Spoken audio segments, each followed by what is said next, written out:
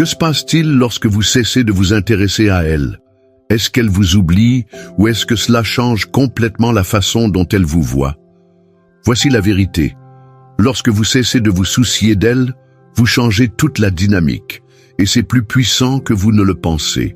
Dans cette vidéo, nous allons découvrir exactement ce qui se passe dans son esprit lorsque vous vous détachez et comment ce simple geste peut transformer non seulement la relation, mais aussi votre estime de soi. Restez à l'écoute. Ne manquez pas cette vidéo. Section 1. Pourquoi le fait de trop se soucier d'elle la fait fuir?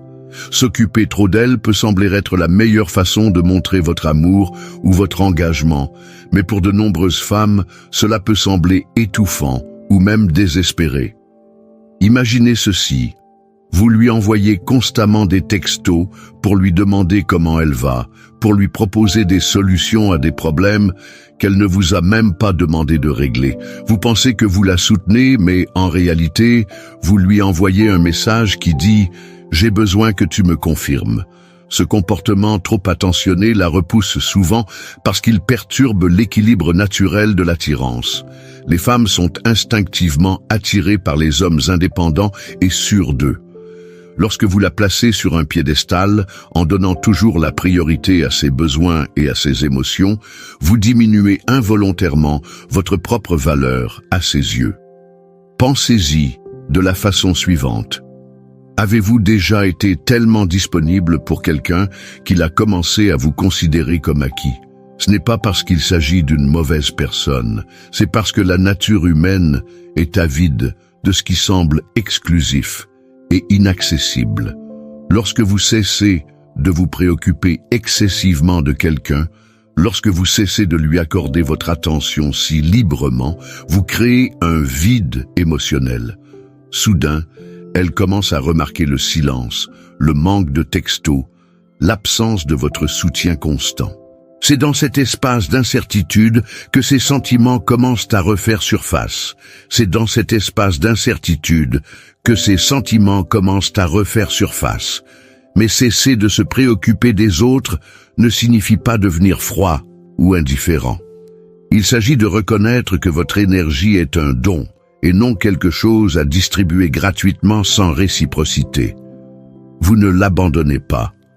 Vous choisissez de vous respecter suffisamment pour vous concentrer sur ce qui compte vraiment, votre propre épanouissement et votre bonheur. Section 2. L'effet psychologique du lâcher-prise. Lorsque vous cessez de vous soucier des autres, vous déclenchez un effet psychologique profond dans son esprit. C'est ce qu'on appelle le principe de rareté. Les gens apprécient les choses qui leur semblent rares ou difficiles à obtenir, et votre attention n'est pas différente. Lorsque vous vous retirez et que vous abandonnez le besoin de contrôler la relation, son cerveau commence à faire des heures supplémentaires pour comprendre ce qui a changé. Et voilà ce qui se passe. Dès que vous prenez du recul, elle ne se contente pas de ressentir votre absence, elle commence à la remettre en question. Pourquoi ne m'envoie-t-il plus de messages? Est-il passé à autre chose? Ces questions ne sont pas aléatoires. C'est son subconscient qui essaie de comprendre la nouvelle dynamique.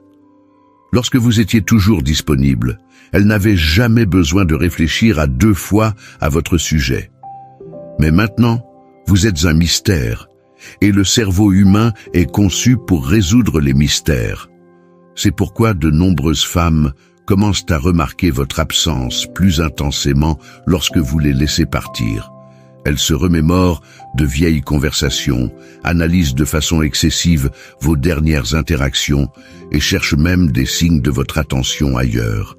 Mais voilà, vous ne faites pas cela pour la manipuler. Lâcher prise, c'est se libérer du fardeau mental que représentent les réflexions excessives. Il s'agit de créer un espace pour qu'elle puisse réfléchir à ce qu'elle a perdu pendant que vous retrouvez votre tranquillité d'esprit. Section 3. Reconstruire son identité pendant le détachement. Lorsque vous cessez de vous soucier d'elle, vous créez une occasion unique de vous redécouvrir. Beaucoup d'hommes perdent le sens de leur identité dans les relations, se concentrant tellement sur le fait de plaire à leur partenaire qu'ils oublient qui ils sont. Ce n'est pas seulement malsain, c'est aussi inesthétique. Dès que vous lâchez prise, vous libérez toute l'énergie mentale et émotionnelle que vous déversiez sur elle, et vous pouvez la réorienter vers votre propre épanouissement. C'est là que la magie opère. Commencez par vous demander qui je suis en dehors de cette relation. Quels sont mes objectifs, mes passions, mes rêves? Il est peut-être temps de reprendre ce passe-temps que vous avez remis à plus tard, de faire du sport pour améliorer votre forme physique ou de vous lancer dans un projet qui vous passionne. Chaque mesure que vous prenez pour vous améliorer n'est pas seulement bénéfique pour vous, elle change la façon dont les autres vous perçoivent. La confiance et l'assurance sont des qualités magnétiques. Le plus important, c'est qu'à mesure que vous reconstruisez votre identité, elle s'en apercevra. Elle ne le dira peut-être pas franchement, mais le fait de vous voir vous épanouir sans elle l'obligera à réévaluer sa propre valeur dans votre vie. Est-il plus heureux sans moi? Est-il devenu trop grand pour moi? Ces pensées peuvent être incroyablement puissantes et l'amènent souvent à prendre des mesures pour renouer le contact. Mais la vraie beauté de ce processus, même si elle ne revient pas, vous aurez créé une version de vous-même qui n'a pas besoin de sa validation pour se sentir entière. Section 4. Signe qu'elle s'aperçoit du changement. Comment savoir si elle commence à ressentir votre absence? Les signes sont souvent subtils, mais profondément révélateurs. Peut-être commence-t-elle à aimer vos anciennes photos sur les réseaux sociaux, à commenter des messages qu'elle aurait ignorés auparavant, ou même à vous envoyer des messages vagues du genre « Hey, comment vas-tu ?» Ces actions ne sont pas aléatoires, c'est sa façon de tâter le terrain. Elle essaie d'évaluer si vous êtes vraiment passé à autre chose ou si vous êtes toujours disponible sur le plan émotionnel. Mais c'est là que la plupart des hommes se trompent. Ils considèrent ces signes comme une invitation à retomber dans leurs vieux travers. Ils réagissent trop vite, avec trop d'empressement, et finissent par perdre le terrain qu'ils ont gagné. Au lieu de cela, reconnaissez ces signes pour ce qu'ils sont. La preuve que votre détachement fonctionne. Restez calme. Réagissez si nécessaire, mais ne vous investissez pas trop. L'objectif est d'entretenir le mystère et de la laisser s'interroger sur votre prochaine action. N'oubliez pas que le pouvoir réside dans votre capacité à rester stable. Vous n'êtes plus l'homme qui la poursuit, vous êtes l'homme qu'elle essaie de comprendre. Section 5. L'une des prises de conscience les plus libératrices que vous puissiez avoir est que vous n'avez pas besoin d'elle ou de qui que ce soit pour vous compléter. Lorsque vous cessez de vous soucier d'elle, vous reprenez votre indépendance émotionnelle. Vous n'attendez plus ses textes, son approbation ou son affection pour vous sentir digne. Lorsqu'elle voit que vous vous épanouissez sans elle, cela crée une attirance indéniable. Elle commence à remettre en question ses propres décisions, se demandant si elle n'a pas fait une erreur en s'éloignant. Mais voici le plus important. Lorsqu'elle s'aperçoit de votre valeur, vous ne vous en préoccupez peut-être même plus. Vous avez construit une vie si épanouissante, si riche en objectifs, que sa présence devient un bonus, et non une nécessité. Il ne s'agit pas de vengeance, mais de croissance. Lorsque vous vous sentez bien sans elle, vous ne la regagnez pas seulement, vous vous regagnez vous-même. Section 6. Pourquoi la drague ne fonctionne jamais? L'une des plus grandes erreurs commises par les hommes lorsqu'ils sentent qu'une femme s'éloigne d'eux est de commencer à la poursuivre encore plus fort. C'est instinctif. Vous remarquez qu'elle prend ses distances et vous essayez de combler cet écart en lui envoyant plus de textos, en l'appelant davantage ou en lui montrant à quel point vous tenez à elle. Mais la réalité est là. La poursuivre ne fait que l'éloigner davantage. Pourquoi ? Parce que la poursuite change complètement la dynamique. Au lieu d'être un homme qui a de la valeur et un but, vous commencez à agir comme quelqu'un qui a besoin de son approbation pour se sentir complet. Les femmes sont naturellement attirées par les hommes qui se sentent bien dans leur peau, les hommes qui n'ont pas besoin de chercher la validation des autres, surtout pas celle d'un partenaire romantique. Le moment où vous cessez de la poursuivre, c'est le moment où vous cessez de nourrir son ego. Vous supprimez la dynamique de pouvoir où elle se sent en contrôle et vous vous concentrez sur vos propres objectifs, vos passions et votre bonheur. Il ne s'agit pas de jouer à des jeux, mais de récupérer votre énergie et de lui montrer, par vos actions, que votre vie est pleine et pleine de sens, avec ou sans elle. Ironiquement, c'est souvent lorsque vous cessez de la poursuivre qu'elle recommence à vous remarquer. L'absence de votre quête lui permet de réfléchir à ce qu'elle a perdu. Et lorsqu'elle se rend compte que vous ne l'attendez pas, cela peut déclencher un sentiment de curiosité, voire de regret, qui la ramène vers vous. Section 7. Comment le silence parle plus fort que les mots? Le silence est un outil puissant et, dans les relations, il peut être plus éloquent que n'importe quel mot. Lorsque vous cessez de communiquer en permanence, vous créez un vide qu'elle ne peut s'empêcher de remarquer. Il ne s'agit pas de l'ignorer ou d'être froid, mais de lui laisser un espace de réflexion. Toujours en train de parler, toujours en train de répondre, il n'y a pas de place pour qu'elle s'ennuie de vous. Mais le silence l'amène à se poser des questions. Il l'amène à se demander pourquoi vous ne lui tendez plus la main et l'oblige à se confronter à ses propres sentiments. La distance lui convient-elle? Ressent-elle votre absence? La beauté du silence, c'est qu'il agit à plusieurs niveaux. Pour elle, il crée un sentiment de curiosité et d'incertitude. Pour vous, il apporte clarté et paix.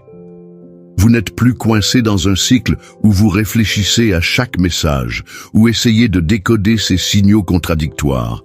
Au lieu de cela, vous vous concentrez sur vous-même, ce qui vous donne à tous les deux l'espace nécessaire pour réévaluer la relation. Mais voici la clé. Le silence n'est pas une question de manipulation. Il s'agit de respecter vos propres limites et de lui permettre de réaliser la valeur de votre présence. Et souvent, cette prise de conscience ne se fait pas par des mots, mais par le pouvoir tranquille de votre absence. Section 8.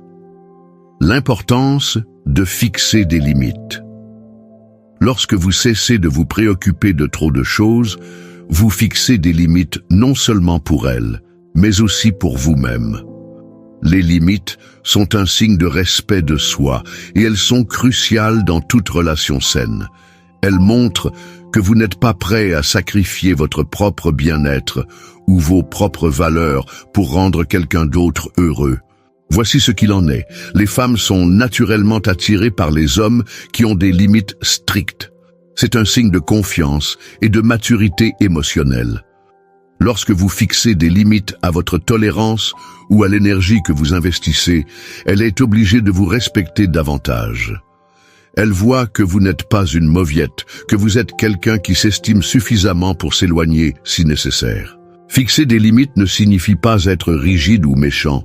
Cela signifie qu'il faut être clair sur ce que l'on veut et ce que l'on n'accepte pas.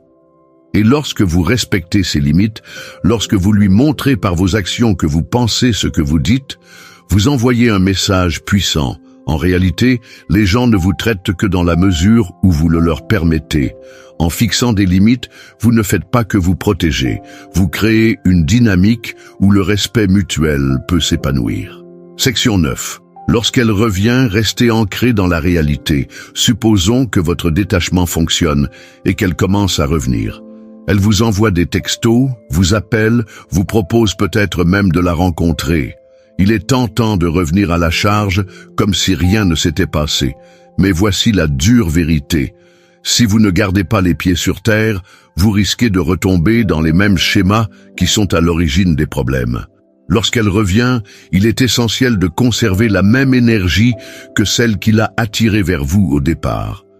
Cela signifie que vous devez rester confiant, concentré et sûr de vous. Ne laissez pas tout tomber immédiatement pour l'accueillir. Montrez-lui que vous appréciez sa présence, mais que votre vie ne tourne pas autour d'elle. Il ne s'agit pas de jouer un jeu, mais de veiller à ce que la relation évolue de manière saine et équilibrée. En gardant les pieds sur terre, vous donnez le ton pour la suite des événements. Vous lui montrez que vous n'êtes pas la même personne qui était trop investie ou trop disponible. Vous avez évolué, et c'est cette évolution qui maintiendra son intérêt.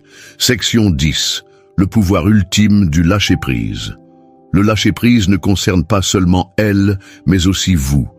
Il s'agit de vous libérer du poids mental et émotionnel que représente le fait de vous soucier constamment de ce qu'elle pense ou ressent. Il s'agit de reconnaître que votre valeur ne vient pas de sa validation, mais de vous-même. Lorsque vous lâchez vraiment prise, vous dégagez un sentiment de liberté et de confiance qui est incroyablement attirant, non seulement pour elle, mais aussi pour tous ceux qui vous entourent. Vous ne recherchez plus l'amour ou l'approbation. Le pouvoir ultime du lâcher-prise est qu'il ramène l'attention là où elle doit être, c'est-à-dire sur vous. Qu'elle revienne ou non n'a plus d'importance, parce que vous avez créé une vie qui est épanouissante par elle-même. Et c'est là la vraie victoire. Non pas la faire revenir, mais vous faire revenir vous-même.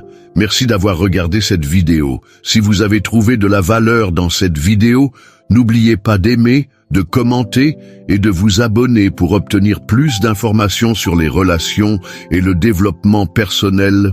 Et si vous voulez des avantages et du contenu exclusif, envisagez de devenir membre de la chaîne. À bientôt dans la prochaine vidéo.